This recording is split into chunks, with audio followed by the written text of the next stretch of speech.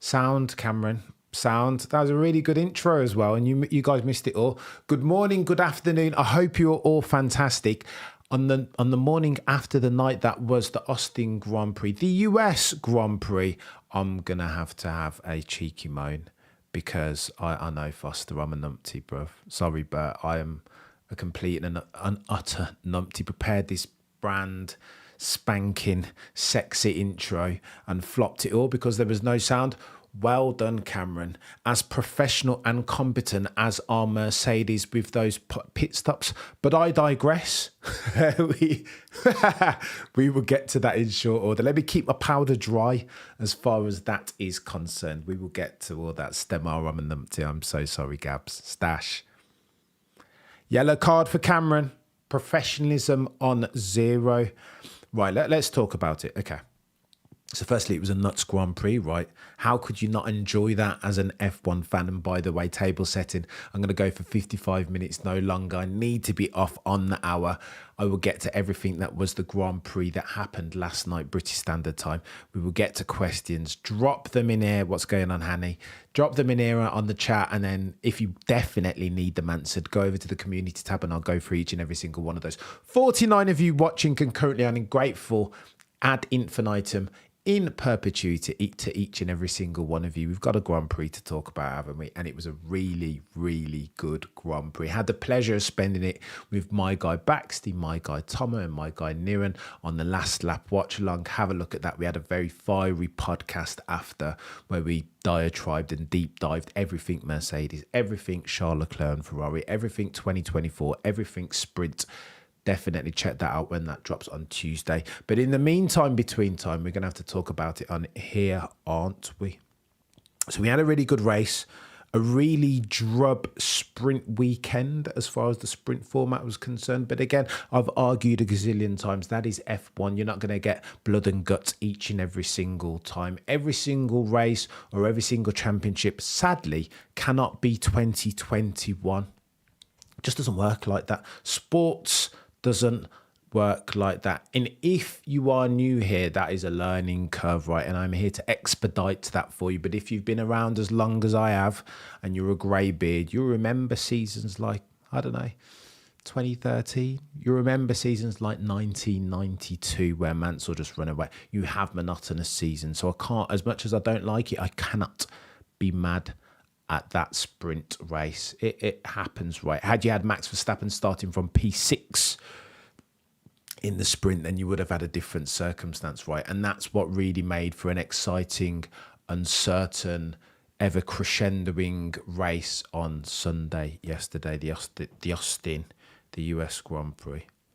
But let's get to the first port of call because we need to talk about Mercedes, don't we? I'm... Guys and girls, I don't know where I'm at with it. I'm really upset. I'm going to try and hold back the tears. You know, we try and lean into the objective on here, but as a Lewis fan and a Mercedes fan, a full-time Lewis fan, a part-time Mercedes fan, by extension, I'm really upset, guys. I'm so... You'll see, if you watch the watch along on the last lap, you'll see, listen, towards the end of that race, I was like, it felt like a rerun of this same fixture, the Toto Grand Prix in 2021. Shout out to my guy Baxty for pointing that out. That for me, we'll walk it back. Let's take a trip down memory lane. 2021, Toto. That was the race for me. I always thought, as a Lewis Hamilton fan, I let my bias override me. I never thought for a second that anyone not named Lewis Hamilton was going to win 2021, even though the odds were very much stacked against him towards the latter stages of that season. However, Toto was a massive inflection point that year for me. Because to my mind, in my very noddy F1 mind, not too many racers had ever beaten Lewis Hamilton in that circumstance. And if you remember, the circumstance was Lewis Hamilton had fresher tyres. They'd done the undercut or overcut offset even, expecting Lewis to charge down a Max Verstappen, a younger, hungrier Max Verstappen on ever degrading tyres. In that circumstance, I will challenge you to remind me of a time when Lewis Hamilton has lost in that race. A charging Lewis Hamilton towards the end of the Grand Prix on fresher tyres. Lewis doesn't lose those. We did the watch along and hear that race, and I just remember thinking, okay, so it's in the bag now. Lewis doesn't lose these fresher tyres towards the end of the Grand Prix on a charge. Lewis has got it in the bag, but he didn't win, did he? Didn't win. Max Verstappen all of a sudden started to pull time out of his you-know-what. He'd saved tyres. He'd done the Lewis thing, the thing that we've seen Lewis do a gazillion times before, and save tyres, save time and pull it out almost on tap. I didn't see it coming. And that Cota instance made me think of Max Verstappen. Okay, so this guy's different to the rest, eh? Lewis, we're dealing with something a little bit different. And I'm not sure it was a dissimilar circumstance yesterday. Only yesterday, there were new variables, right? So, of course, I know Lewis complained about the strategy. I don't think the pinch point was Mercedes' strategy for once. For once, there was an offset. Of course, doing the overcut or the undercut even was costly in the first instance, anywhere to the tune of 10 seconds. But I feel like there was an equal and opposite offset for Lewis Hamilton. And we saw that in the closing stages of the race when he started to charge down the front runners, quickly scythed through Lando Norris and was quickly encroaching upon Max Verstappen's lead. I'm not sure that was it. What it was for Lewis, though, here was the problem. And pit stops. I'm gonna have to start bleeping this out, aren't I? Every time I say pit stops, I'm gonna put the bleep because it is becoming a swear word at this point. For Lewis Hamilton fans around the world, Lewis's pit stop times, lest we forget yesterday, 3.6 and 3.4 seconds. Peddlers, that is too slow. That's too slow. That's too slow. You're giving up time in the pit stops where you can't afford to, not in these close races. It's not 2016 any longer, Mercedes. We kind of, F1 is a story told in temps on fine margins each and every single time, especially when you've got Max Verstappen, a generational talent in a generational car, maybe the most dominant package in that RB19 that we've ever seen, definitely in the modern era. 100%. That's beyond the shadow of a doubt. So how can you afford to give away basically 3 seconds, right? Let's call it what it is. 3 seconds over the course of 2 pit stops. You're joking. Go on, and I've put together some slides just so you know that I'm not talking in a vacuum here. Let's benchmark these. So these are the best times, the best pit stops times from yesterday's Grand Prix, the USGP at Austin, Texas. McLaren again leading the pack 2.07. So let's parlay that into what I'm talking about here with Lewis. Remember, 3.6 and 3.4 seconds were Lewis's pit stops. Had he done 2.0, or let's round down, had he done 2 pit stops of 2 seconds, that would have meant in time trial circumstances, in time trial trim, an additional 3 seconds off of his time. What I'm not going to do is say that definitely, absolutely then, Lewis Hamilton would have won that race. That's conjecture and speculation. Who knows, right? It's sliding doors, and to swim in those waters of conjecture and speculation is fool's gold. I'm not going to do that. But what we do know is that had they not screwed up the pit stop so badly, that you instantly increase the probability of a Lewis Hamilton win materially, exponentially, and that's all that Mercedes need to know. This needs to stop, peddlers. For Mercedes and Lewis Hamilton fans all the world, this needs to stop. And you know what? I will broaden that out ever so slightly for F1 fans all around the world who are looking for a rematch of 21, who want to see the generational talent that is Max Verstappen pushed and challenged, because it makes for a brilliant sporting spectacle. You remember that at the FIA that your remit, in addition to safeguarding for the drivers, to ensuring that these guys get home to their family and loved ones after each and every single Grand Prix weekend, is competition. Competition is Really important, because people will continue to turn off their screens unless we get this. Mercedes then need to hold themselves pseudo accountable for this lack thereof. That they're fumbling the bag, peddlers. There's no other way that I can put it. Look at those bloody pit stops again. Where are they? Down the bottom there, 8th of 10. Mercedes quickest pit stop, 2.58 seconds, half a second off the top of the grid in McLaren. What are we doing? Oh gosh, I can't cope. It's too. I am trying. No, you're right, Walter. Max, for once, Red Bull, again, context is key here. For once, Red Bull also dropped the ball and Max Verstappen also lost time. It reminded me a lot of Monza in 2021, where both Mercedes and Red Bull fumbled the bag on pit stops. Both of them made mistakes and had slower pit stops than necessary, which ended them both ultimately on the same piece of track. And we all know how Monza unfolded. But you are right, Walter. This is one of the rare times when Red Bull made a mistake with Max's pit stops. Then capitalise on it, surely, Mercedes. Capitalise on it. Because damn sure that's not going to happen too often with Red Bull. They've got their reps in. They've practiced and done their due diligence and deliberate practice hours as far as their pit stops. That's why they don't make these bloody mistakes. Let's have a look what Toto had to say. Again, courtesy of Lewis Hamilton Insights on Twitter. This is chaos. This has come out of Toto Wolf's mouth. Lets you know the level of almost technical arrogance and pomp that's handicapping Mercedes' progress going forward. This is what Toto had to say. Our mindset in the last 12 years, we don't need to be world champions in pit stops. We need to avoid very slow pit stops. And it's coming to a situation now where we realise that it has got so competitive and we just need to ramp up our game there. No kidding, Sherlock. No kidding, Toto. You don't think, mate. You don't think.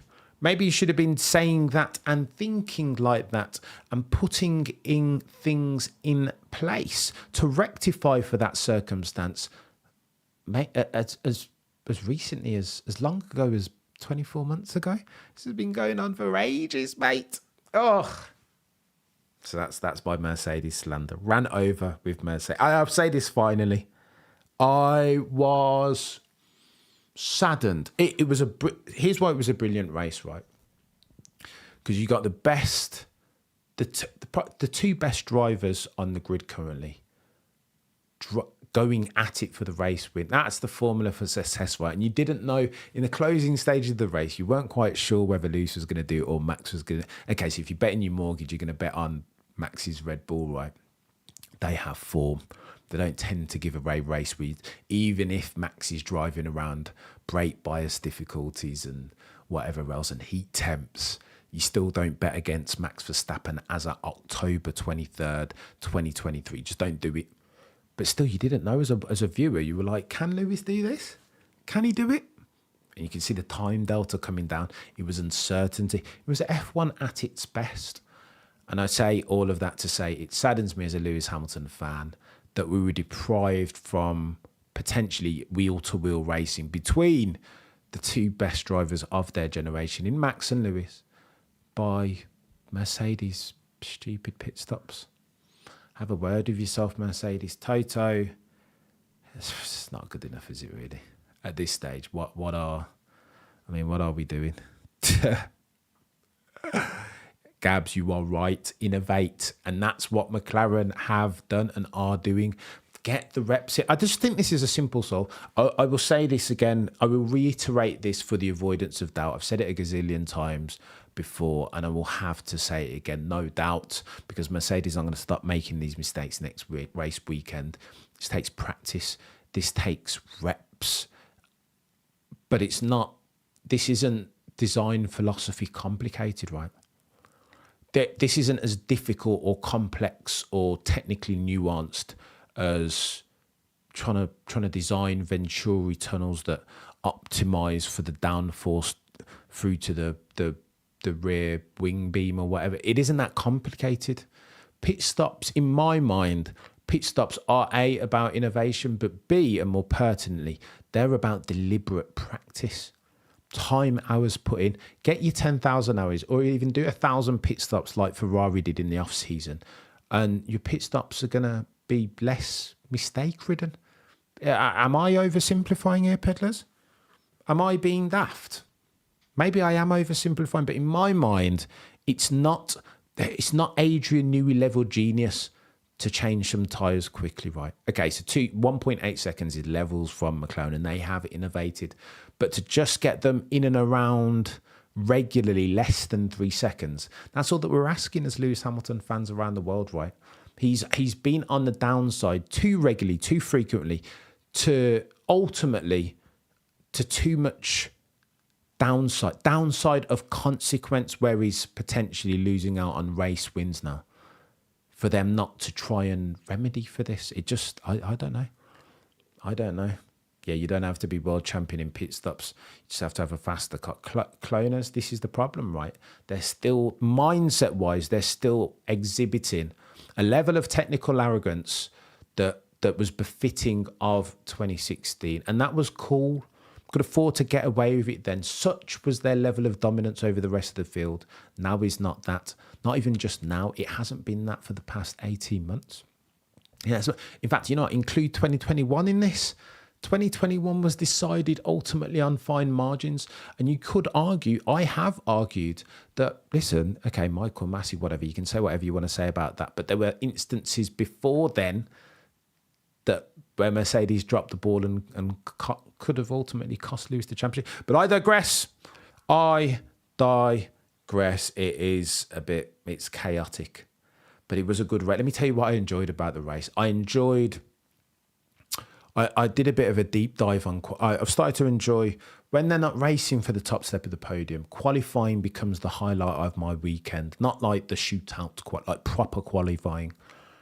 And I did a bit of. I was getting my racing hands up, and I was watching, in particular, Charles Leclerc, Max, and Lewis, because I think they're probably the fastest three in qualifying trim.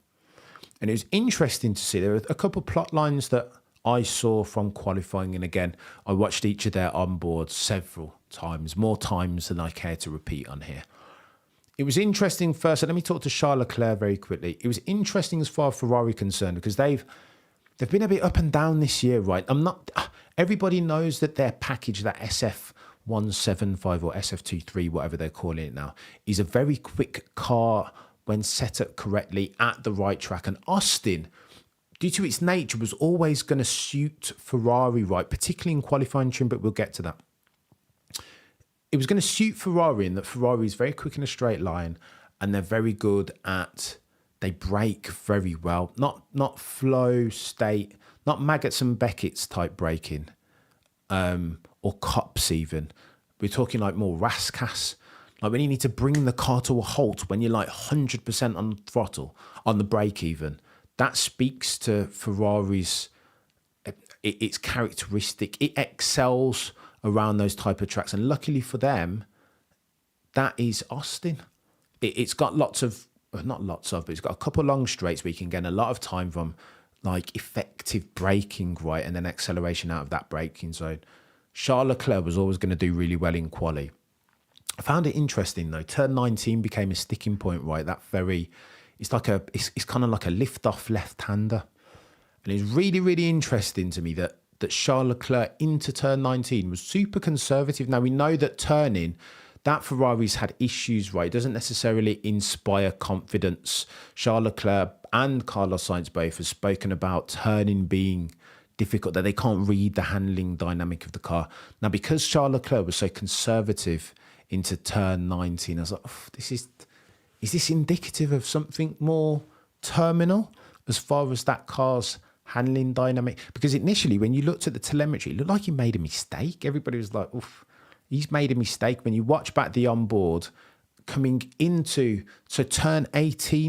off of turn 18, Charles Leclerc had to overtake somebody, right? So he couldn't take the line as wide as he wanted to. Potentially, it could have been that, but it wasn't. He spoke to it. Said he just wanted to be really conservative. So in quali, and again, we're deep dive, I'm getting a bit techie and geeky here. In quali, Charles Leclerc gave up 0.2, 2/10 of a second to Lando and Carlos Sainz in turn 90. So conservative had he been, which I thought was just crazy, right? That could have jeopardised his putting up and potentially his race. Transition now to Max Verstappen. Max had locked up into turn 1 and spent the rest of the lap, I'm talking about his deleted one now, the rest of the lap chasing it down. It was very Monaco-esque. He'd lost 2/10 in turn 1 alone and had flat spotted his tyres, had done a madness to try and recover that back. And indeed, he had recovered it back, but for the turn 19 infringement. Lewis Hamilton's turn 19, bonkers. And this is what made me think that Mercedes is starting to get on the right track as far as development. Now they came to the Austin Grand Prix with a new floor, of course. Everybody's converging upon that Red Bull design now because that's clearly the optimized solution for this rule set. And I don't hate that. I don't hate that. This is a development race, is F1 as of October 2023. I'd reserve judgment for the longest time on Mercedes. I questioned their decision-making processes. And I think I was right to do that. Because for the longest time they've made, I mean, how are you gonna allow a victory, a very anomalous victory in Brazil because Red Bull had failed to set up their car properly? How are you gonna let that lure you into pursuing a design philosophy that is ostensibly the incorrect one? That doesn't make sense to me, and for me that leads to me and has led to me questioning the fundaments of Mercedes' decision-making processes as far as their design philosophy is concerned. But here's what gives me a bit of hope for Mercedes, for Lewis Hamilton as a Lewis Hamilton fan, and for competition going forward next year. Go back and look at turn 19. Turn 19, the onboard of Lewis, and Lewis has spoken as much to this, right? He was cooking. This was the Lewis Hamilton of old, right? He had the car for once, for probably the first time in the last 24 months. You could see from the onboard that Lewis was confident in the handling dynamic of the W14 underneath him. He was cooking through that turn 19, fastest of anyone, including Max Verstappen. Okay, so Max Verstappen, track infringement, etc., that discounted. But he was rapid, was Lewis. I haven't seen Lewis driving like that at his brilliant best for ages. Check out the onboard of him through turn 19, and he spoke to it, right? He said that he's impressed and satisfied, very, very happy at the line of travel as far as the W14's development, and you could see it for once in the onboard. Check him out through turn 19, comfortable, brief lift off, attacked it hard, one motion. You kind of know, I'll give you this, yeah? You get an indication of how comfortable a driver is by how frequent their steering inputs are, right? The fastest way through a corner is one slow, smooth turn. When you start to see them doing this, instantly you know that these guys are either uncomfortable with their handling dynamic and or B, losing time through the corner, right? Anytime you're doing this, you're not going straight, or you're not going in a straighter line as possible through the turn. And Lewis was smooth. Lewis was almost like Max Verstappen-like in that RB19 into turn 19. And I think that's positive for each and every single one of us. Yeah, Lane, if you're looking unto W15 for signs of life and progress, for signs that the ATR deficit, the penalty that Red Bull had received as far as their wind tunnel time, is potentially going to manifest itself into more competition next year, that Mercedes and Ferrari and McLaren, of course, are going to raise their game and make it a competitive season, the likes of which we haven't seen since 2021, then the onboard of Lewis Hamilton into turn 19 might be proof positive. Super smooth. I didn't hate it.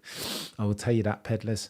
Go on then, let's have a look at the drivers' standings. I need to talk about Max as well, because I think Max hasn't gotten enough praise for that drive yesterday. Okay, listen. Preface what I'm about to say with this. Max is driving a rocket ship, but we know from Singapore that bumpier tracks, they don't speak necessarily to, they don't shine The RB19 doesn't shine as brightly around those sort of tracks, right? Unless it's a spa's a little bit different. But if it's super contoured and bumpy, it just doesn't. Red Bull haven't set up their RB19 like that. Principally because as far as the most frequently occurring type of track on the calendar in 2023, you want to design your car for that type of track, right? And 65-70% of them are fast and flowing. You almost want to plot of the 23-24 Grand Prix next year. You almost want to plot all the turns right as far as their characteristics: high speed, low speed, medium speed. And I think medium speed are the most frequently occurring type of corner on the F1 calendar. So then design your car for those, right? Why would you do like... I'm trying to think. Why would you do like Aston Martin, design a car that excelled around deliberately, design a car and follow a design philosophy that only excelled around Rascasse at Monaco? No point. Because that type of low speed corner occurs on the grid. If you're looking at the total calendar, occurs so infrequently, it's fool's gold to pursue that sort of design philosophy, right? Do what Red Bull have done and look to optimize for medium to high speed turns, because that's the type of turn that occurs on the F1 calendar most frequently. That's where you're going to you're going to earn your corn, isn't it? Go on, let me talk, before we go through driver standards, let me talk to Max Verstappen. I think that was an underrated drive from the reigning, defending, 3-time world champion. Who again, I think is he on 50 wins now? He's one away from equaling Alain Prost, apparently. He wasn't happy, was he?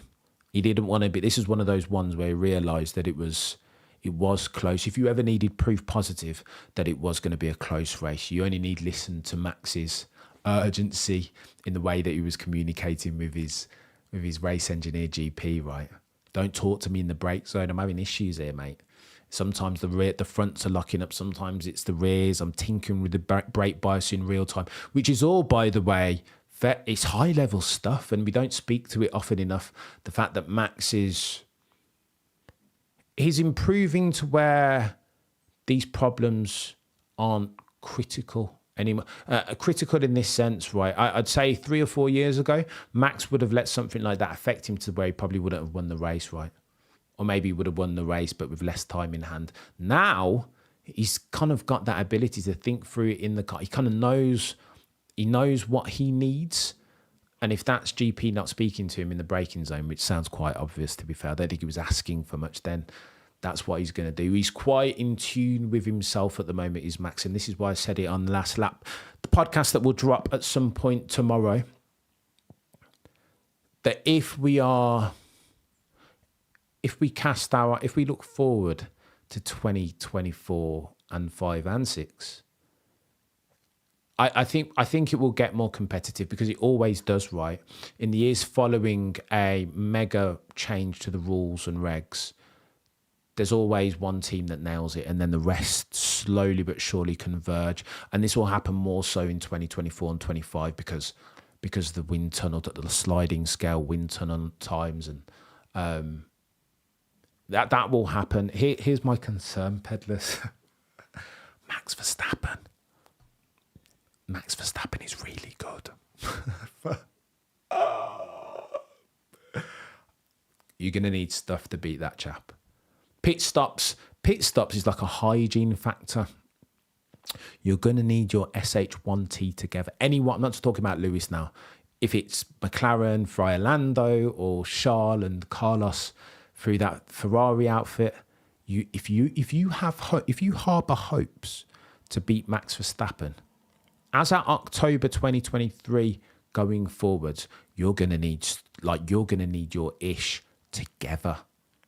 Because remember, to beat him over the course of a championship, it's not you can beat him over the course of a race. That's neither here nor there, right? Beating Max Verstappen, like, he's gonna lose a couple of races. Nobody wins every single race. That's too big an ask.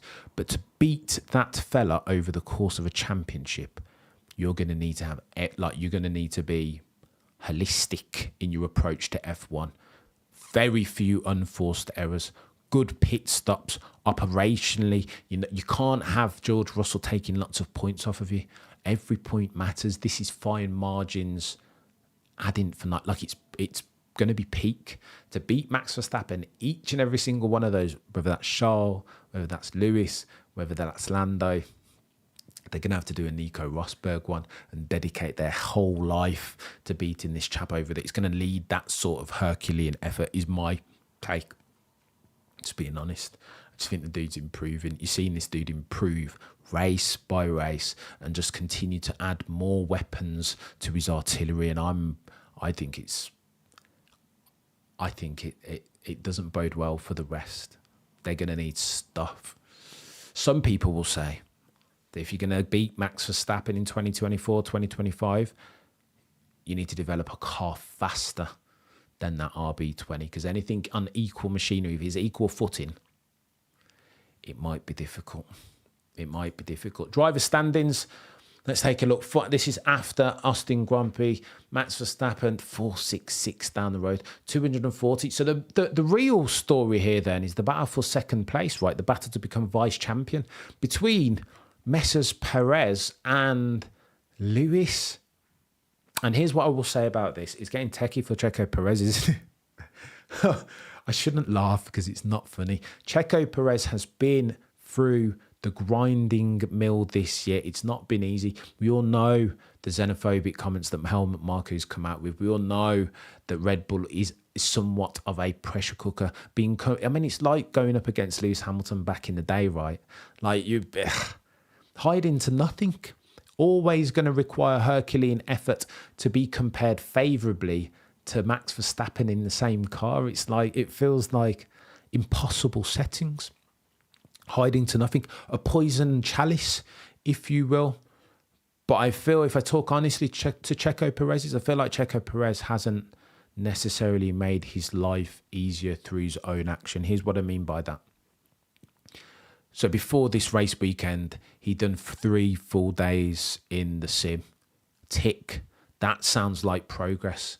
I think that bodes well, because it's that sort of commitment. Let me set the table with this. If you are, hold on, let me adjust this. If you are Sergio Perez trying to drive an RB19 whose handling dynamic ostensibly doesn't speak to your strengths of a driver, then that means that you need to go over and above, right? You are a street king, ergo an understeer merchant. The RB19 has become famous for being a car that's very twitchy, very front end heavy, right? Because of two things. A, that's probably in 2023, that's probably the quickest way to get round an F1 circuit under this current rule and reg set. And then B, Max Verstappen, that's Max Verstappen's style, right? So, I mean, if you're going to be very pragmatic about this, if you deem your quickest driver to be Max Verstappen, then you give him a car that he can extrapolate the best at, that he can drive quickest around 23, 24 tracks in a season, right? That just makes sense. That's like rules of first principle, just brass tacks, right? If that's what you're dealing with as Checo Perez, 188 of you watching concurrently, and I'm grateful to each and every single one of you. Smash the like for me, please. Subscribe to the channel if you're not already. If that's the circumstance that you're dealing with as Checo Perez, then surely you've got to get your Nico Rosberg cap on, and it's time to go over and above. I know Helmut Marko leveraged some very nasty things at Checo Perez for very nasty reasons. We're not going to do the typecast stereotyping, xenophobic, pseudo-racism, low-hanging tropes on this channel. I'm not here for that. Of course, how can I be? But I think there are things. Continuous development things. If Checo Perez puts his Nico Rosberg cap on, I think there are things that he can do to minimise the gap between himself and Max Verstappen. I think there are things. As an example, all of the guys on the grid are way fit. Have you seen George Russell? There's nothing on him. Okay, so he's taller, but inherently he needs to keep his weight down. Checo is smaller in stature as a man, so he can afford to potentially I don't know, carry a bit of weight. But he doesn't look. He hasn't looked match fit for a while. I'm not fat shaming here. How can I fat shame? Have you seen my belly? But he's an F1 driver. Every kilo matters, right? I would expect to see Checo Perez match fit each and every single race. Now, if you look at him, and check my maths on this, if you look at his face, you can see that between this race and last, he's been in the gym. He's been doing 2 a days.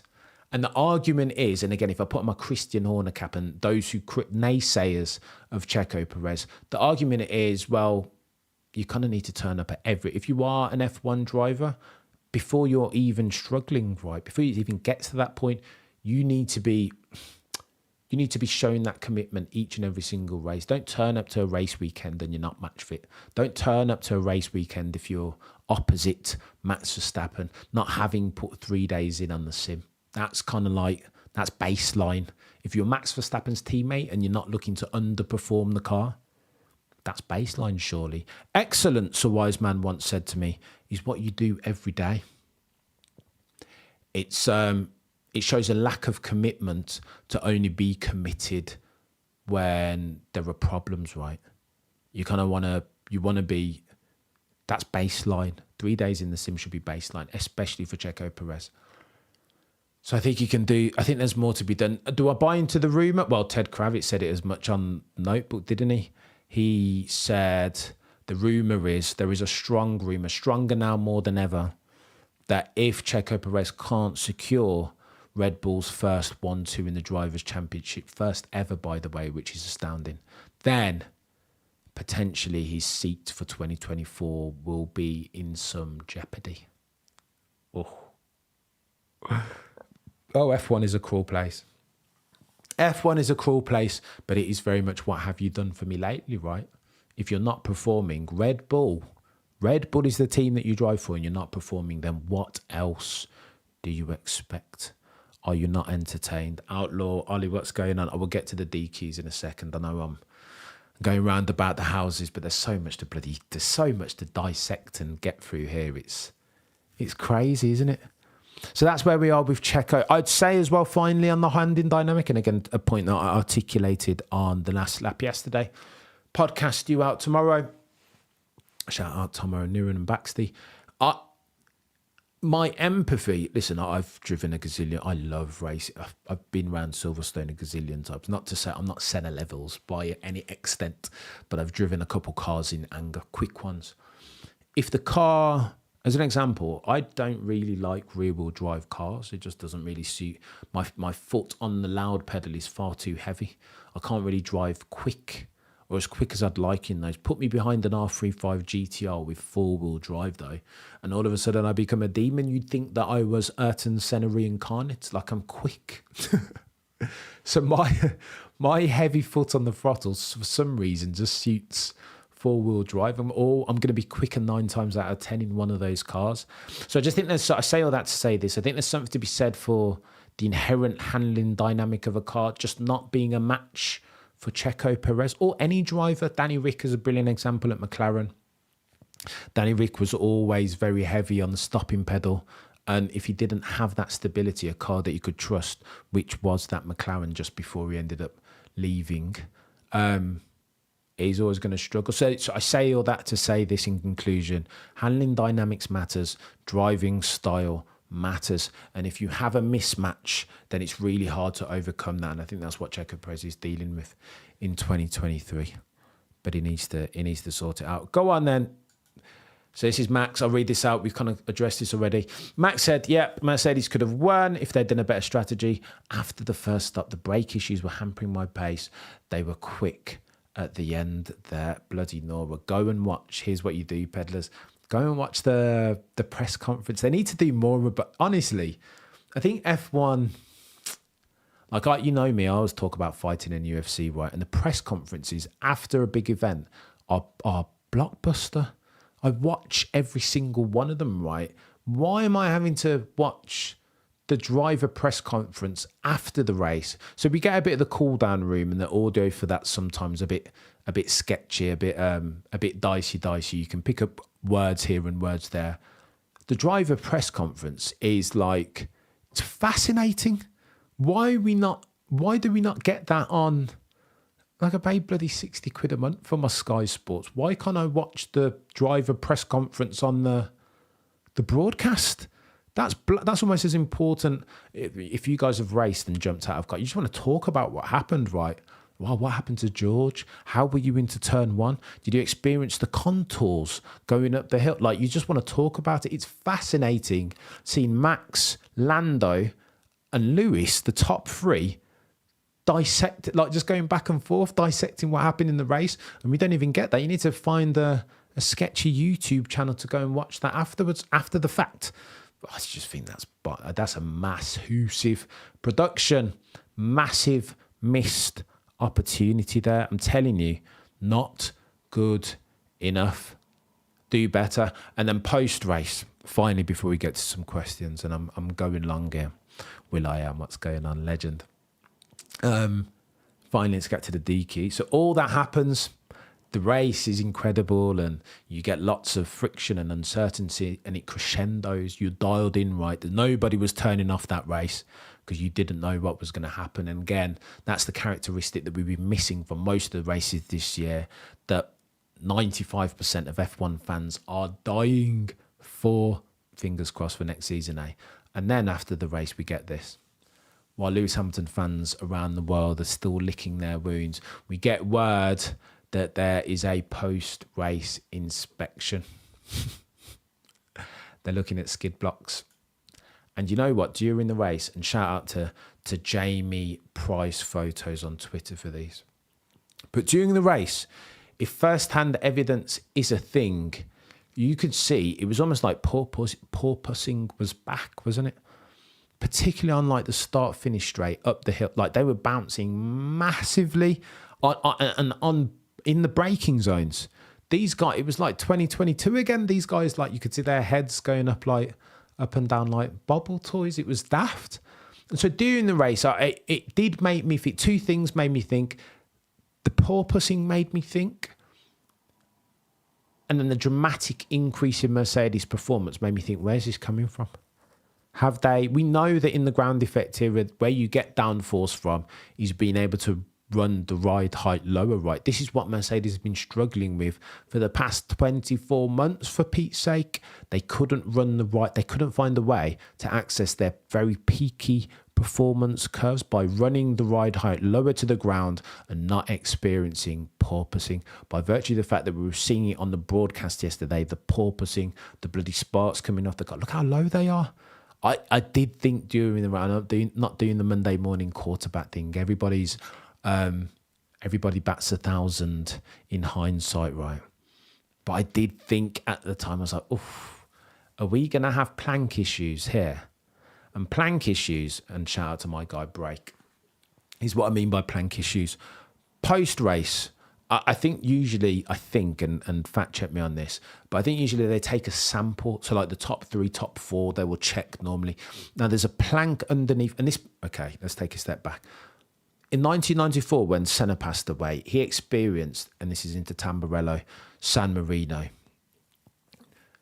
The aero underneath that car was peaky in its setup, right? Only worked under a strict set of circumstance, under a strict set of tyre temperatures.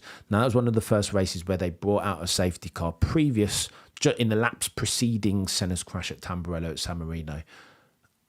Ergo, the tyre temperatures cooled, sinking the ride height.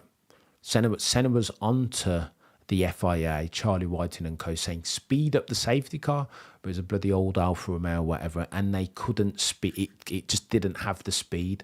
So Senna's all of their tyre temps dropped. Senna's in particular, because that Williams was a bit techie. That Adrian Newey designed Williams was very, very techie and difficult to drive. Hence why Senna in the first couple of races kept spinning. Tyre temps dropped, and Senna's car bottomed out, rendering all of the underfloor aero just zero. You would get zero benefit. When it bottomed out properly bottomed out without a skid plank, Senna just had no steering, right? And so on the back of Senna's tragic passing in 94 at the San Marino Grand Prix, the Kerber Tamburello, the FIA decided, okay, so we need to do something to fix for that, right? We need to make sure that that doesn't happen again, that the tyre temps don't drop, and then one of these guys completely has zero downforce and then careers off into a life-threatening incident. So what they did is install these planks, right, to stop the aero from completely stalling out. Now, these guys will try and run their ride height super low, because again, that maximizes the underfloor aero, right? The Venturi tunnels, the downforce that flows through, the clean airflow through to the rear wing beam or whatever, over the side pods, etc. Now, in trying to maximize for that, they'll all try and run ground effect era, right? And trying to maximize for that, they'll all try to run their ride height super low, but not too low, because FIA have put these skid planks underneath and said, I think it's 1 millimeter. If the wear on them, if by the time after the race you've worn them, I think it's more than 1 millimeter. We'll go through what Brake said here because he knows more about it than me. If you've worn it through more than 1 millimeter, then your ride heights have been running too low, or your suspension's been too soft, and you will be disqualified. And again, FIA, I think it's quite a sensible directive. It's a sensible reg, because it, again, you're safeguarding, right? Prevents them from running too low, and that would be dangerous. So Blake said, okay, so post-race, table setting, there starts to be rumour that they've selected 4 cars, 2 of which might have some issues as far as the wear on that skid plank. The 2 being Charles Leclerc's car 44 is Lewis's, 16 Charles Leclerc's. Blake says this, and again, Blake, my guy, shout out to that chap, marking leading content creator, who, by the way, was interviewing Max Verstappen over the weekend at his native Austin, Texas. Fair play, Blake. Don't mind if I do. But Blake says, Hamilton and Leclerc are disqualified from the US Grand Prix due to excessively worn rear skid blocks. This will arise from a rear ride height setting that is too low. But why would they end up with too low of a rear ride height? So that goes into exactly what we just talked about, right?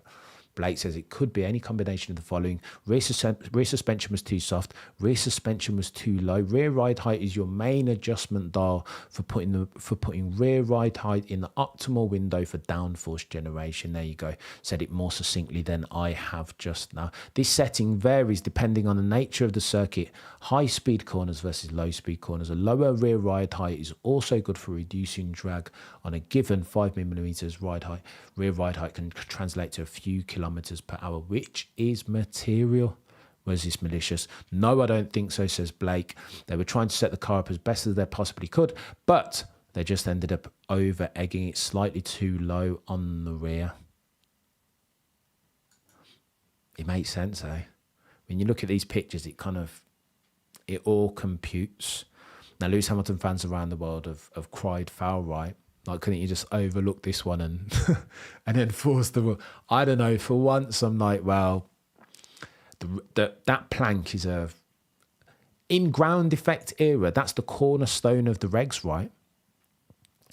Because if you start to be a bit loosey-goosey with that rule, then they're all going to flaunt it. I think if there were a rule around sack off jewelry gate, if there were a rule around which you were going to establish a precedent, then this is that rule. Interesting, by the way, if you remember at Spa, this has always been a thing, but these guys tend to manage it in real time around setups, etc., etc. This, by the way, was a sprint weekend, which means that Mercedes and Ferrari would have had much less time to set up the car right. And I think this, what we're talking about now, is a function of that. Saw the same thing at Spa. Red Bull were managing this in real time, but so far were they ahead of the rest of the bloody pack that they could afford to just take that. So Spa, the issue is, and they will get these issues at contoured tracks, right? The likes of Singapore, Spa through Eau Rouge, where the compression is just bloody ridiculous. Austin, similarly, right? The uphill through to turn 1, the compression is crazy. So if you have an issue as far as your ride height or softer than suspension, then it's going to show up big time around an Austin, around the Singapore, around the Spa. Red Bull had it at Spa, hence why they were getting on the radio to Checo and Max, telling them to just ease off in Eau Rouge. Luckily for them, though, it was only at Eau Rouge. They'd fudged the setup of the car a little bit, but managed the wear of the plank by just not going through throttle for Eau Rouge. And so that happens, and then these guys get disqualified. I don't know, but I mean, you go through the full gambit of emotions as a Lewis Hamilton fan, right? It was so close. That felt... But for a couple of botched pit stops, and Lewis Hamilton had a chance for the first victory in over 2 years now, isn't it? Hey, it happens. This is F1. This is F1, and this is a sport decided on fine margins. Bloody Nora. It is what it is. In other news, I want to talk very quickly about Ferrari. I've alluded to it earlier. With my competition cap very firmly on, I think Ferrari have a big problem. Not in terms of their package, because we saw on quali day, proper quali, that they have 1 lap pace in quali trim. They do. Where their issue is translating that over the course of a race. Charles Leclerc's pole to conversion ratio is poor now, because he's driving a car that is capable, that is well capable of putting on pole 8-9 times out of 10, especially around a track like Austin that speaks to the handling characteristics of that SF23. Just the truth. But their drop off, how can a car be so capable of being on pole so frequently, so often, and have such a material drop off from quali trim to race trim? Charles Leclerc was nowhere. Okay, so listen, they botched the strategy. But that car, expected at the very least for that car to get off the line. That's one thing that they do quite well, those red cars. They can launch. Didn't get that. Was beaten into turn 1 by Mr. Lando Norris. I don't know what's going on there. I hoped that Ferrari were going to be the ones to take it to Red Bull this year and next potentially, but they need to figure that out. And I think it's more than tyre deg. Okay, so the car's quick. It's a tyre eater, they say. But it's not just tyre deg, is it? There's a portion of the performance that they can access in quali trim that you just can't access in race trim, and they need to post-mortem for that. They need to ID it and fix it quickly. It's a problem, right? I just thought, and then you get Charles Leclerc being told to cede position to his teammate Carlos Sainz Jr. You can hear, if you listen carefully and check out, but I'm no body language expert, but if you listen carefully enough to Charles Leclerc's messages over the radio, he's not a happy camper. That's Charles Leclerc. How are you telling that dude to move over for Carlos Sainz Jr.? He didn't even call Carlos, did he? Started to refer to him by his surname. No bueno. No bueno at Scuderia Ferrari. Fred, you're going to have to earn your corn here, just like Toto Wolf is, and start to split these two up. Manage Charles Leclerc. 1 lap kings. Absolutely, Lane. They are 1 lap kings at the moment. Go on then.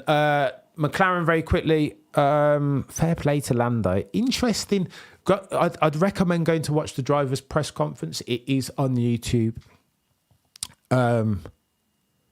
Lando didn't. He cut a foot. I think he just wants the win, doesn't he? And anything less than that, he's where Lewis is now. Anything less than a 25 points, he's like, miss me with that. Like, I'm not interested. And I think for a couple of laps there, I mean, he did all that he needed to do, right?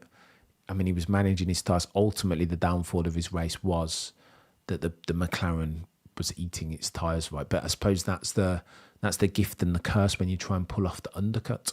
You get time up front loaded, but then towards the latter stage of the race, that strategy offset's going to work against you, right? There is an equal and opposite downside in that undercut, and it comes in the latter stages of the race. I felt bad for Lando because it looked for a second that he did, off the line at least. Yeah, pre-race, would you be forgiven for thinking that if Lando can beat... If these two things happened, Lando beats Leclerc into turn 1 and Verstappen doesn't clear the pack in the first few laps, you would think that Lando had himself a chance, right? Still finishes 3rd, which means that McLaren have a bit of work to do. They've come so far and are to be commended absolutely for their line of trajectory as far as their development curve. Absolutely to be commended for that. They've nailed it better than anyone. Merck, Aston Martin, Red Bull even, their before and after is nuts. But Lando Norris spoke to it. They've got a bit of development still to do. Probably that's his last chance of a race victory this year, because the rest of the circuits are quite like stop-starty, slowy turns. They don't suit the flowy characteristic of the current papaya car. Lando will win a race. Shout out to Oscar Piastri and the Oscar Piastri man then. They've been saying Oscar Piastri is that his potential upside far outweighs that of Lando Norris. And that could be true. But I think it's premature to be saying things like that, especially if you rate Lando Norris as highly as I do as a driver, as a racing mind. He's fast, is Lando. And of the next ones, after Lewis and Alonso, I would put him alongside, I might even put him ahead of Charles Leclerc and George Russell, as far as who poses the biggest threat to. There's something about Lando.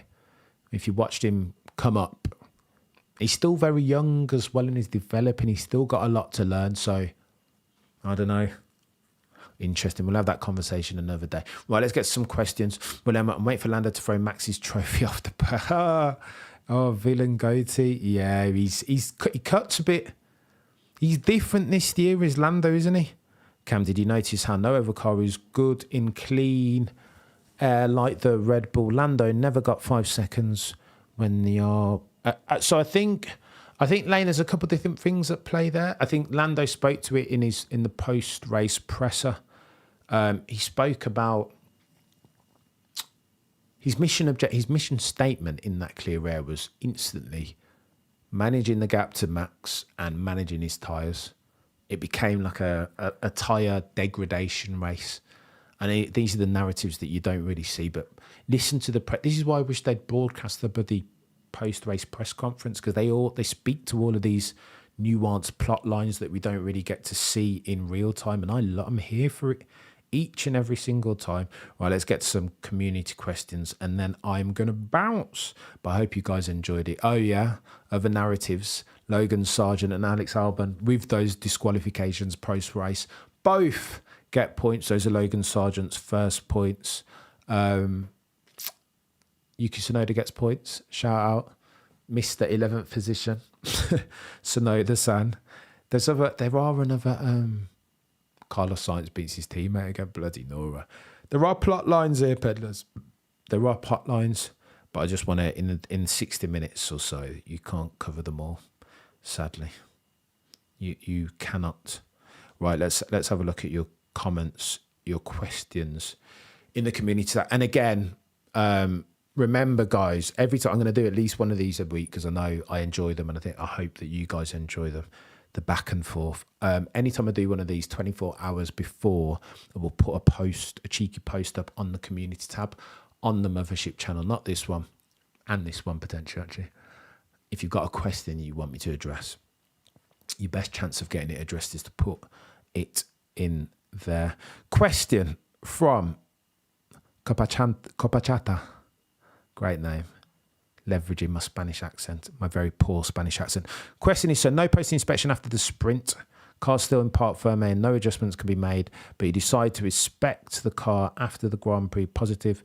Yeah, so I think there's no point in them appealing the decisions. I think it is what it is at this stage. I hear word on the street is that they take a sample size right and inspect 4 cars. But if you're high up, then expect, like Red Bull always are, and Merc and McLaren, they want to be managing that right, and they should, like Red Bull have. It's a shame that Merc and Ferrari didn't know they were marginal, and again, it speaks to the level that the operating level that they're moving at versus Red Bull. When Red Bull are marginal, they are on plank wear. They know it in real time, right, and have the drivers drive accordingly. You don't get that sense from Mercedes. It's almost like they just either didn't know they were marginal or knew and just didn't care. It's a bit daft. A question, JSAC says, is whether every car is inspected. Okay, so not every car is inspected. I think I just addressed it. Sample size of 4 this race. But maybe they should. It's a good question, Jason. I see where you're going with that. You could make the case that if of 4 planks sampled, 50% were illegal, then how about George's car? I mean, I was speaking to Peter Windsor late last night about this. Like, how does it make sense that Lewis's car would fail the test and George's would pass, right? You'd almost expect the FIA to go back and retroactively check George's and check Carlos's, because you'd expect them to be running similar setups. It's a really good question, Jason. Mercedes, please sort out things. This should not be happening to 8-time champions at 8 times. I see what you've done there. Too many mistakes. Wish Nicky was still here. RIP. Oh my God, we've done it to death, haven't we? Listen, I agree. If you are... here's the clincher as I go along. I'll go another 10 minutes, guys, and we'll have a quick chat. If you harbour aspirations in F1 where the story is told in tense and races and championships are often won on very fine margins, milliseconds, then you can't afford to give away 2 seconds over the course of 2 pit stops at any race. You just can't, like, you know what I mean? These are ploughing millions into design philosophies that, like, ideas and, like, I don't know, nooks and crannies and side pods and beam wings, and that will get you. These aren't big wins, right? These won't get you seconds a race. These will get you, like, I don't know, these will get you like a 10th per lap. Like, they're not massive wins, and they plough millions as far as research and development into trying to nail these facets and portions of design concept. So why then, if we're not nodding, we're using our common sense, why then, if you know that you could give up, that you can gain 2 seconds over the course of the Austin Grand Prix by just changing the tyres quickly in a way that's not necessarily market leading. I'm not saying that you need to beat McLaren each and every single time, but not be 3 seconds each and every single time. 3.4 and 3.6 were Lewis Hamilton's pit stops. That, friends, is bong. That's really bad. That's like the antithesis to market leading. They're bringing up the rear on this. And as far as an operation, you are only as strong as the weakest link in that chain, right? And at the moment, that's pit stops for Mercedes. What they don't need to do is go into 2024 and 5 and 26 still doing like 3.4, 3.6 second pit stops, because it's easy time. This isn't as complicated as Venturi tunnels and like zero. It's not, just bloody put the reps in, surely. Put the reps in, Mercedes. Go on then, Perez. I'm going to get these other questions done on the community tab, and then Gentile Killer. Now Lewis really needs to win that second in the drivers' chat. I think he's in for a shout, Gentile. You see, it's close, right? It's close between him and Checo. I mean, could Lewis do that? I mean, if nothing changes as far as Checo Perez's performance, I think Lewis is in for a big shout. I'll say that much for sure. Without contrition or compunction. Right, let's get to bloody no. We've got 26 questions on the other one. Hamilton and Leclerc reportedly did good. We've addressed that. Next race, Lewis will be 1 second a lap slower. So I think Old Fart's saying that he's speculating there that a lot of Mercedes' pace will be on the back of their dodgy ride heights, right? Dodgy retrospectively after the fact.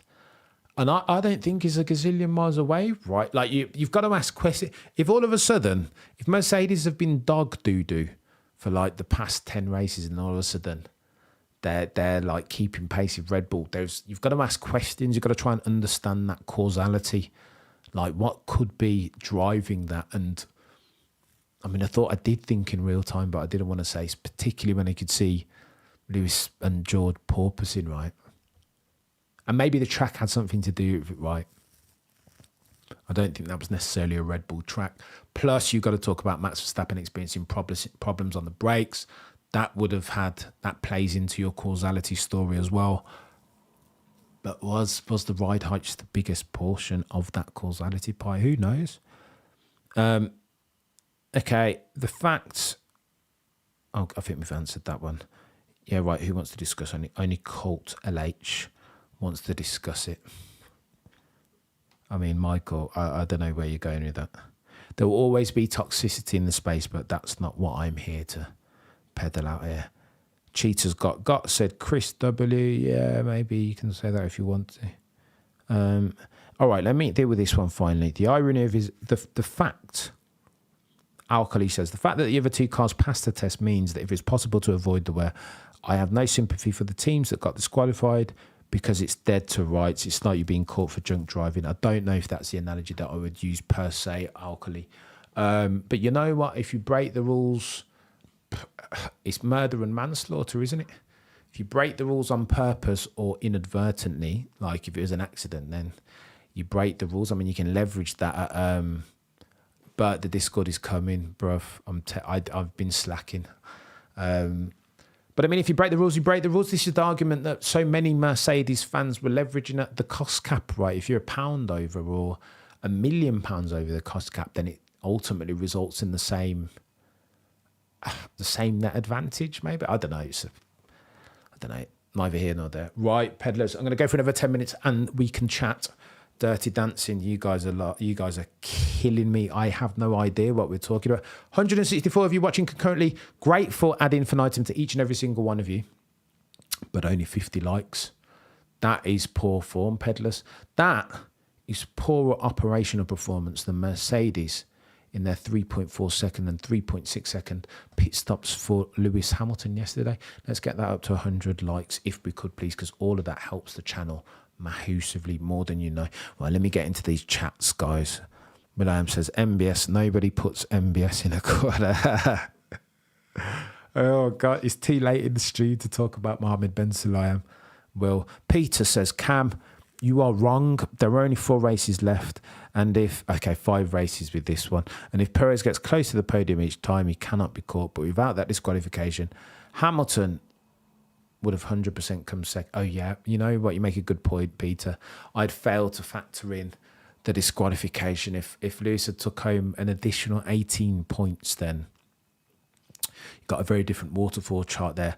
Macon, apologies, sir, for having pronounced your name wrong all this time. I'm a numpty. And I cannot be held liable for my numpty pronunciations. There we go again. Jimmy James. The FIA are now blatant about their disregard for Max and have it in for Lewis. And yeah, Jimmy, you know what, bro? Like the FIA they like Max, don't they? For whatever reason is they don't want to. Here, right. So tinfoil hat time. Here it is. I've got a theory on Red Bull and why some say.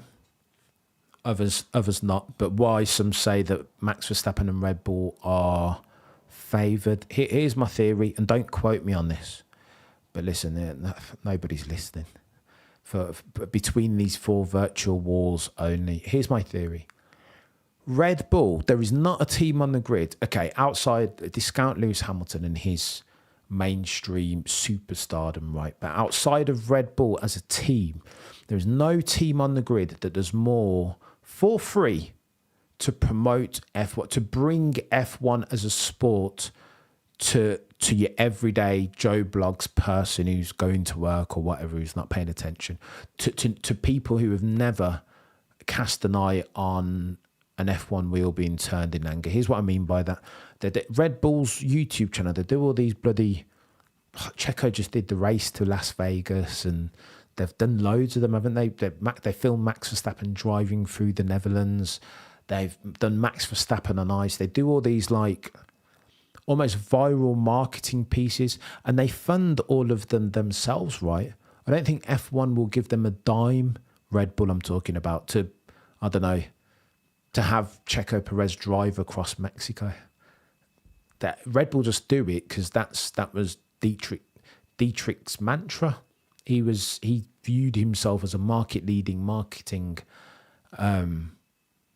entrepreneur, market-leading marketing company in Red Bull Group, and they just like doing cool-ish. That was their thing. So I think F1 is very conscious that they can't afford for Red Bull to go anywhere, right? if their mantra, if their mission statement is to continue growing the sport, then they need a team like Red Bull. Mercedes, Petronas, AMG aren't doing that. They're far too blue chip to bloody concern themselves with cool videos of like Lewis Hamilton driving an F1 car across America or whatever. Mercedes aren't into that. And so I say all that to say this: in my mind, F1 owes Red Bull a debt of gratitude, especially if the mantra going forward over the next 5 to 10 years is to continue growing the sport, particularly in North America, because you see the viral videos that Red Bull put together, right? Bonkers.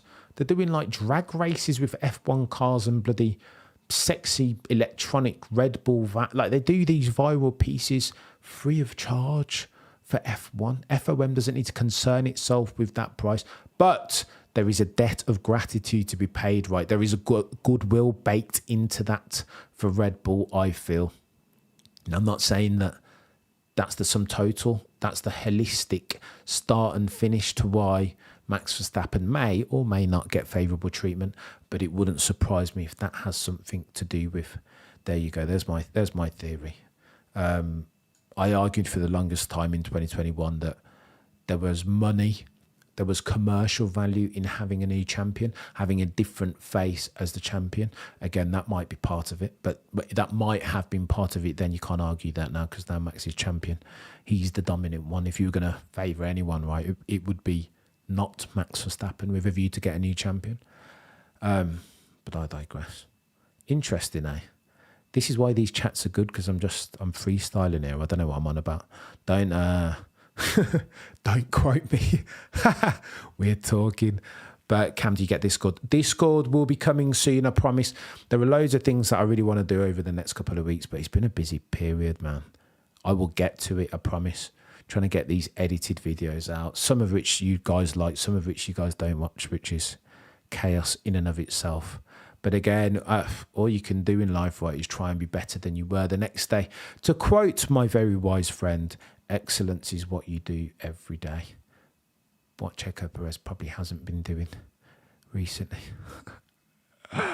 Maybe Lando should have fought Max like he fought Lewis. So Gamma Ray, but he never does. Oh, I will talk to that very quickly, Gamma Ray. I argued several weeks ago with a friend about whether... Look, the quickest way from lights to flag involves you not fighting anybody who's not fighting for your position. So you need to make a call, right, if you're Lando Norris. And I'm sure that at some point Lando Norris would have thought that he was fighting for first place. I think Lando Norris, and again, I'm massive speculation and conjecture. I think when the second that Lando's seen a charge in Max Verstappen, I think Lando Norris no longer thinks he's fighting for a race win. I think he switches to thinking that he's fighting Lewis Hamilton for second place. If that's the decision that he's made, then it makes sense to let or not at least fight Max Verstappen as hard as you're going to fight Lewis Hamilton, right? Because you're fighting Lewis Hamilton for position, not Max Verstappen. It makes sense. I know that like Team LH will look at that and cry Lando Norris bias, because Lando Norris is definitely more friendly with Max Verstappen than he is Lewis Hamilton. You only need to go and watch their press conference and see I love that press conference, you know. Go and watch the press conference. It's 20 minutes. I might try and put a cheeky link in the chat. It's 20 minutes long. And just to see like the way I'm super geeky with this stuff, peddlers. I love to know the ins and outs, the whys, the wheres and whys more than the whats. If you watch the press conference, the way that they interact, you can see that even though Lando and Lewis are both Brits, that the chemistry, the friendship that Lando has with Max Verstappen is exponentially greater than the connection that he has with Lewis. And in fact, it made me feel a bit sad for Lewis, because I know Lewis, much like the mentor-mentee relationship he has with George, I think he almost wants to take Lando underneath his wing. Lando's not interested in that. Lando's mate is Max Verstappen. They're good friends. You can see they even mirror each other's body position. They cross their legs the same way do Lando and Max. It's a good watch, that. It is a good watch. Let me get the link and I'll put it in there so you guys can watch it. And watch it quickly before the FIA take it down. Right, put that in the chat. And you guys can have a watch. But Cam, do you get Discord? I've read that already. Macon, I wish 3 seconds would have been quicker, but all in all, I believe Mercedes-Benz AMG Petronas are making strides in the right direction. Red Bull has a great collection of fun clips, but the Japan box cars was hard. They do quirky stuff, don't they, Macon? And to your point about Mercedes, they are going in the right direction, or at least ostensibly on the back of this weekend's Grand Prix. It looks that way. However, Macon, I will say this. I don't think we should get to... I don't want to do what Oscar Piastri fans have done and get to... I don't want to fall victim of recency bias. I want to understand the causality picture in its fullness. And I think there are a couple of things, Old Fart said it right, bless him. I think there are a couple of things that contributed to probably make Mercedes look further along in their development than they are, being the ride height issues, the characteristics, the anomalous characteristics of Austin, couple long straights, very hard braking zones, very hard stopping points, anomalous features that you won't see on like 75, 80% on the rest of the circuit, right? So I don't want to get too far ahead of myself in the recency bias and start saying Mercedes are back, Macon. Getting there, but I think Austin this weekend might have flattered to deceive just a tad. Red Bull is known by extreme sports, Bruno. Exactly, they get involved in everything, right? There was a funny tweet that I once read. I'll go for another 10 minutes, guys, and then I'm going to run away. There's a funny tweet that I read that said, if there is a sport that you can die in, where that's the risk that you're dealing with, Red Bull will have a team in there. And I think they've nailed it. I know they're saying it very firmly with their tongue in their cheek, but I think that's it's broadly directionally correct, right? Akuya says, I'm in a country where F1 really wasn't a big thing, even during the Ferrari era. Red Bull does local marketing here, supporting streams, watch parties. I haven't seen any of it. So this is the thing. So there is you only underline my point, Akuya, that there is a debt of gratitude to be paid. Red Bull are brilliant for F1's marketing. F1 don't do as much for their marketing as Red Bull do. That's bonkers, isn't it? Kaori.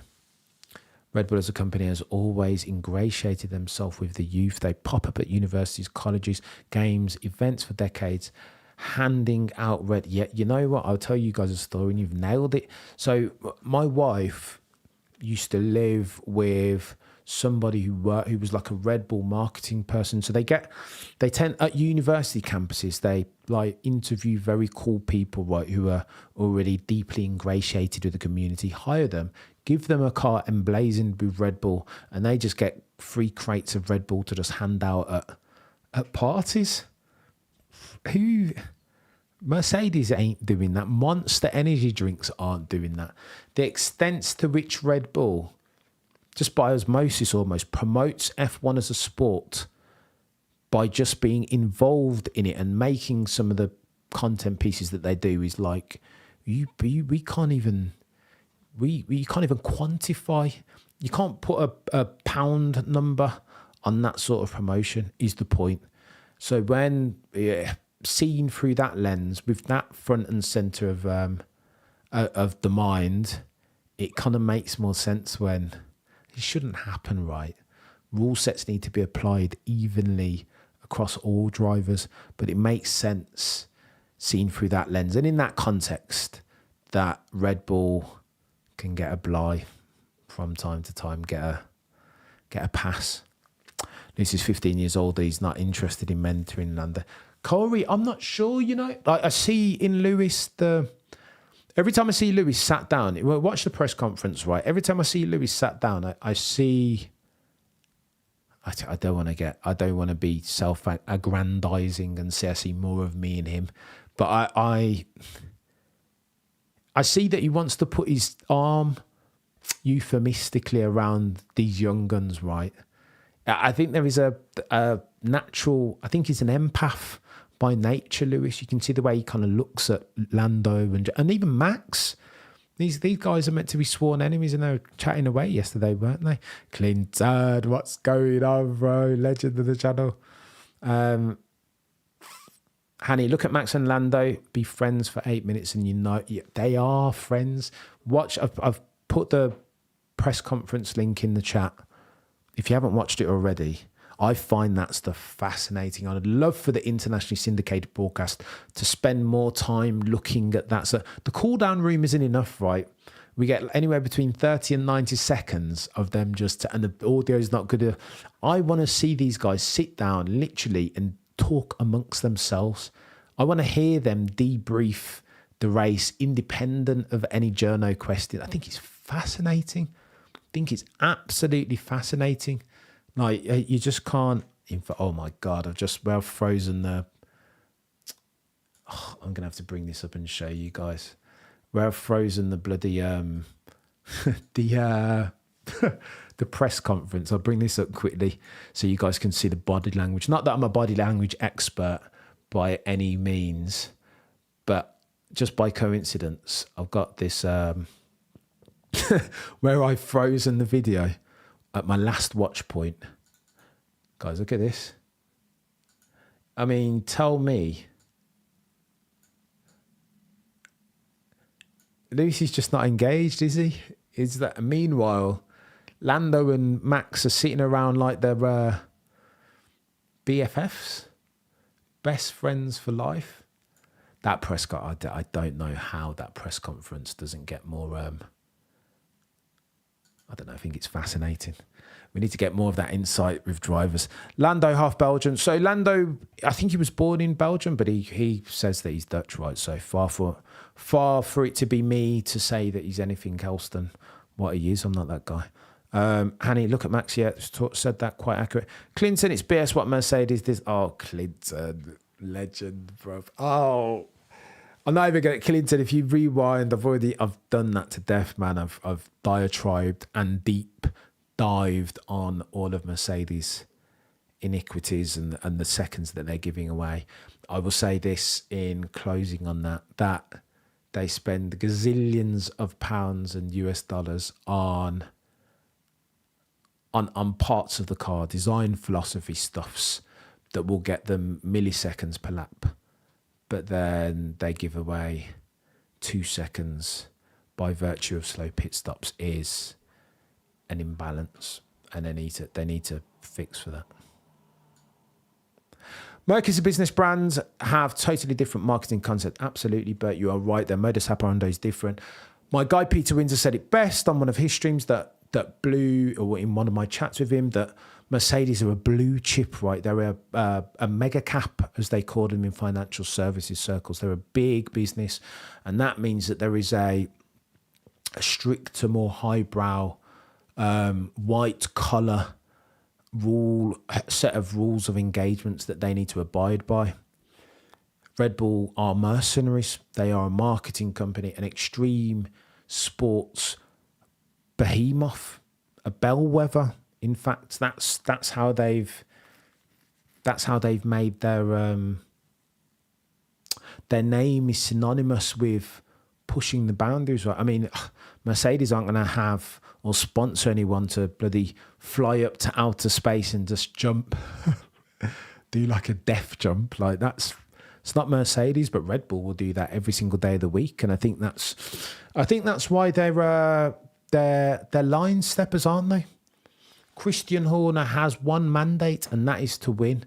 Toto Wolff's mandate is very different, right? He's got to win in a certain way. I'd argue that his mandate is more, the latter mandate is more difficult to traverse and achieve than the former, right? But, I mean, this is Toto Wolff's pride. Toto Wolff is a better man than me. That's his problem with which he has to deal and solve for. 3.6 and 3.4, Clinton. Don't even do it, bro. Honestly, I've talked about it already on the stream. It's Rewind, bro. We went deep. We went deep. Kim Jong's mum, community poll. Who's faster, a prime Hamilton or Verstappen in final form? So you can't know, Kim. That's the issue with Max. And again, I'm repeating, but I'll spend another couple of minutes since you guys are asking these questions. It's not a like for like. I feel like Lewis has already reached and achieved his final form. Could you argue that Max Verstappen hasn't yet? That he absolutely, this chap is improving, and the way that I watch Max Verstappen, the rate at which he's improving, almost race by race now, is astounding. You can't even compare Max now to the driver that he was in like 2019. So I mean, if he continues at that same rate of improve, what's he going to be like in like 2026? He's going to be Super Saiyan. Like you can't even conceive. Big ifs, but I think it's too early to compare. The pertinent phrase that you've said there is final form, and it's too early to say for Max, right? I mean, it's barbershop talk. You'll never be able to do a proper like for like because different eras and different variables, but I digress. Scott says, regarding Red Bull marketing, US businesses are saying it takes money to make money. They're not shy from throwing money at a problem, right? And that's why F1 owes them favours. And this is me, speculation, conjecture. Maybe there's no link, but maybe there is one. Macon says, Mercedes primarily builds cars and Red Bull is a drinks company. My belief is the marketing of the two would be potentially very different. No argument from me there whatsoever, just an observation. I hear you, Macon. Hey, bro. Last couple, Peter. He was born in Hasselt, excuse my poor pronunciation, less than 40 miles away from the Dutch border and close to where his dad was born, and they owned a kart track. I mean, he just adopted the same country as his dad, right? And I'm not going to... I can't be as toxic to say, well, Max Verstappen, you're Belgian, because that's where you were born. I don't care what nationality you choose to... We had to get toxic, did it, with Peter? You got me there. Look, I'm not even going to get into the nationality thing because it's too techie. Who am I to tell somebody what nationality they choose to identify? Or anyone. Max says that he's Dutch, like what? I don't know. What, you were born in Belgium, Max, so you should identify as a Belgian. What? How? I don't know. Listen, there are bigger problems in the world, right? And I suppose the problems going on in the world are a function of that type of thinking. But I'm not going to talk to that this stream. I don't want to. It's too mad. Lewis is still in his prime, says Clinton. Oh, Clinton. Kim says Hamilton is unprimed. 1-to-1 battles, only speed is still there. This is techie. Is Lewis still in his prime? If you guys get me to 100 likes in the next 5 minutes, we'll talk about that very quickly. I have thought we're on 86 likes. If we get 14 likes in the next 5 minutes, I'll talk about that very quickly. Otherwise, I'm not going to bother. It's too techie. That is techie. Clinton, you know my thoughts on that. But hopefully we don't get another 14 likes and I can run away. Cryptic, Max at 25 is more complete than Lewis was at 25. Probably. Cryptic. Probably. I'm not going to talk to it. If I don't see 100 likes, I'm going away. Assault lies in. Okay, so we've done that already. If you consider what Lewis has done with the W14, it's truly monumental. I think before then, Clinton... 94 likes. You want me to talk about this? You lot are wicked, man. Like, you couldn't just hit the like button before I threatened to go away and not talk about this Lewis Hamilton stuff. I've got 3 minutes to get to 100 likes and I'll talk about it. Clinton's low-hanging, loaded question. Oh, dear. 100 likes, 94, 6 more likes and I will talk about this Lewis Hamilton. Clinton, Lewis, when Lewis was nothing less than spectacular yesterday. He was incredible. Like I was saying it, oh, bloody Nora, you guys have got me to 100 likes, you bastards. Okay, all right. Let's address Clinton's question. I know, 100. Foster, you guys are mean, man. I put the threat out there. You couldn't just get to 100 likes before I started threatening. Okay.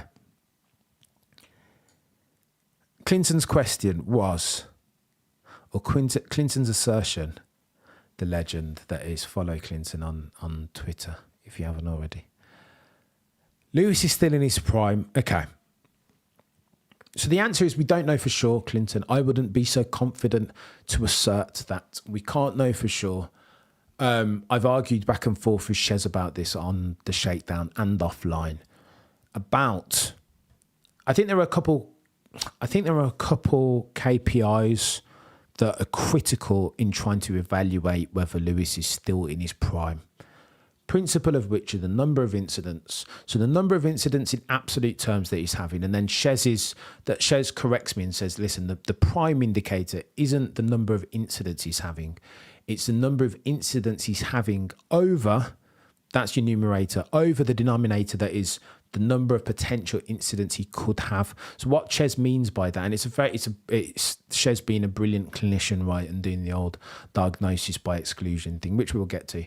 But you want to do when Lewis between 2016 and 2020, when Lewis was in a dominant car, there were very few races where he had to come through the pack, right?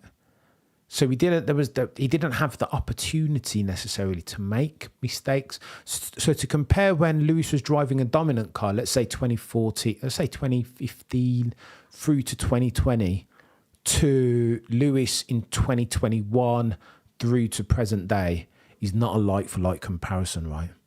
To just say, okay, so Lewis is having more accidents now. Well, he's having more accidents because he's in a worse car that he's not fully comfortable with, and he's in a position where he's having to fight with the likes of Ocon and Gasly, who are much more mistake-prone, much greener. So that he's just in a circumstance more often, more frequently, that lends itself to having more incidents. That's the truth, right? That's kind of your bottom line. That's your baseline assumption. And that kind of skews everything that I'm about to say. But nevertheless, if I were in a board meeting, they would ask me in absolute terms, what's the number of unforced errors that Lewis is making? And the sad truth is that in maybe 2023, not so much, particularly of late now he's got the car underneath him. But when he didn't have as much trust and faith in the car, particularly the rear end on turning, he has been making more mistakes. I really want to do a deep dive, but my hunch, I really want to pull the numbers up, but my hunch is that over the past 24 months, Lewis has made more mistakes than pretty much at any other point in his career. Now, of course, you've got to caveat my saying that with what I said in the first instance. He's had more opportunities to make mistakes via wheel-to-wheel racing, dodgy car that he doesn't trust, instability on turning, racing with the likes of Ocon, Gasly, Tsunoda, all these other guys who are much more mistake-prone, much more hungry to just get a point right because it means more to them and their team. But again, I will say this, that's your first KPI. But second, you've always got to discuss absolute terms. Is Lewis Hamilton making more mistakes at this age than any other? I think so. Don't quote me, but I think so. Particularly, the mistake with Alonso at Spa, mistake with George last race. There was a mistake last year in qualifying at Zandvoort, I want to say, and Barcelona potentially. Remember the gust of wind, super uncharacteristic mistakes. I remember they were characterised by the broadcasters in real time. You just don't see Lewis make that type of mistake. We're not used to seeing it. Now, if you take that as fact, can you say that the cause of that, Clinton, to parlay back to your question, is Lewis's age? The link is tenuous, right? Here's what I will say about Lewis's age. Lewis, next year, okay, I'm a tinker with your question, Clinton. The question at hand for me, can Lewis at 40 years old beat a young, hungry lion in their prime, or who's driving into his prime in Max Verstappen next year? Is that a feasible proposition? Now, if I'm betting my mortgage, here's what I will say. And again, another caveat to what I'm about to say by this is a brand new era and sports personalities are playing. LeBron, Tom Brady. health and sustenance around sports athletes, sustainability is peaking, right? And so sports personalities are playing longer and deeper into their career at the highest level. However, I am an old school grey beard, you can see, an old school grey bearded F1 fan. And I've always seen F1 is different to basketball. The extent of the physical exertion it's not a function of how high you can jump or how fast you can run. But what it is a reaction-driven sport right now. We've got unless you want to say that those mistakes are proof positive that Lewis Hamilton's, I don't know, that his reactions are dwindling or his spatial awareness isn't what it used to be. My problem with Clinton's assertion is this. The Father Time is undefeated, right? Historically, discounted for what I've just said about sustainability in sports in 2023, historically, F1 has been a young man's game. It just is. It has been, and I think it always will be, by virtue of reactions and, I don't know, even just like travelling all the world. I'm convinced still that Lewis would have retired had he won in 2021 because he's just got over. He wants to do other things like make music, go to fashion shows, travel the world. He would have no other, but he probably still doesn't have anything else to prove. However,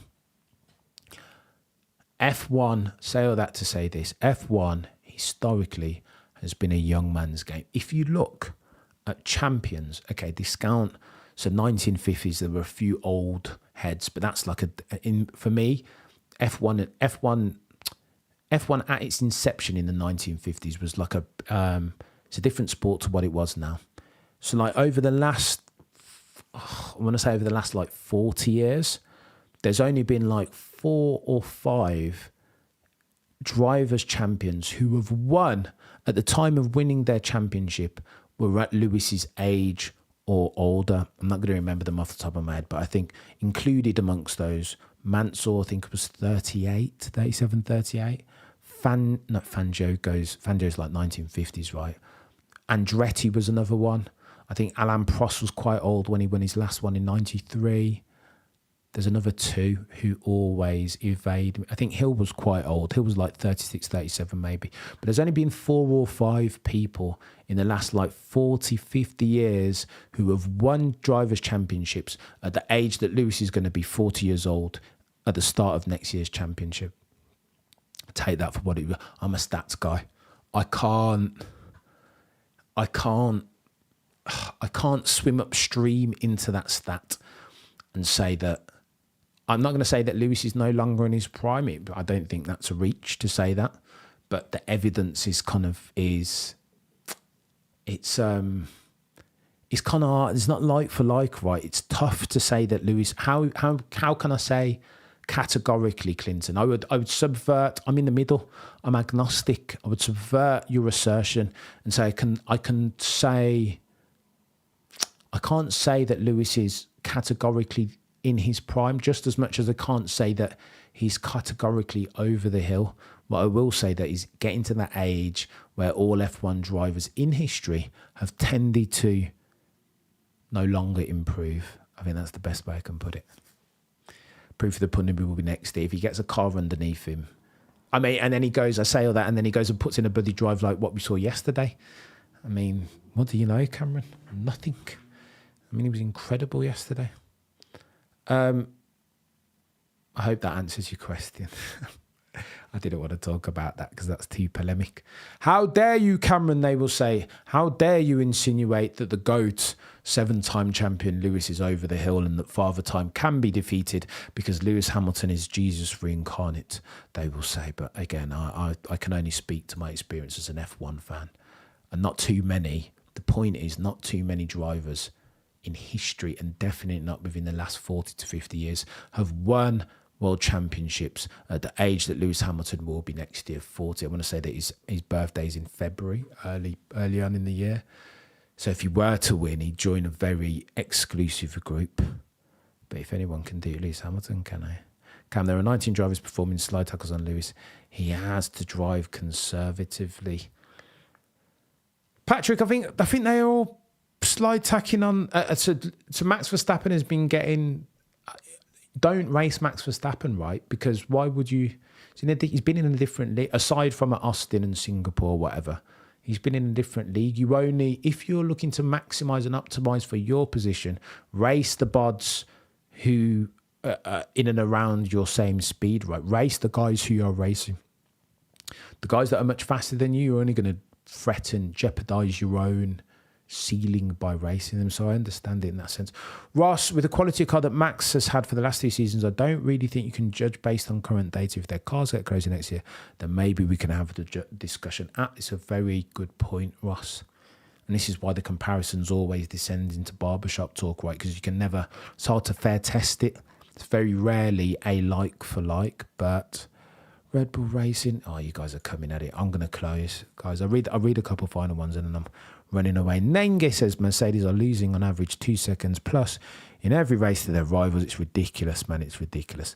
I have said this ad infinitum, Nenge. How dare you, Cameron? F1 Jesus is loose. And I know you say that tongue in cheek, Clinton, but there will be portions of the fan base whose gut reaction is just that. How dare I? You've got to say it as it is. Lewis caught planking live on track. You guys, he won't get a car advantage this year anyway, says Ross, and that's the problem, right? He may need the car advantage to beat a driver like Max Verstappen in a car like that RB19 or RB20, as it will be next year. Right, Pedals, I'm going to run away. That has been a very, very long stream. I hope you have enjoyed it. Action points for Cameron. There will be a Discord at some point where we continue these conversations. There will be another live stream Q&A session that I will try and do on Friday. A lot's going on whilst I'm trying to make these edited videos. It's interesting though that as I consider the direction of the channel going forward, I get the feeling that these are almost being better received than the edited videos. I had a chat with my guy Tomo yesterday about the apex predator of F1 content, and maybe it is sessions like these. He says, thinking aloud. What do I know? Cameron F1 is a numpty. And on that bombshell, guys, I'm going to leave you. Thank you so much for watching. Thank you so much for listening. I will get this out on podcasting platforms so that the guys who joined late can listen back to it ad-free, I think, at some point. But meantime, between time, have a fantastic weekend. Have a fantastic week even. Cameron is a numpty.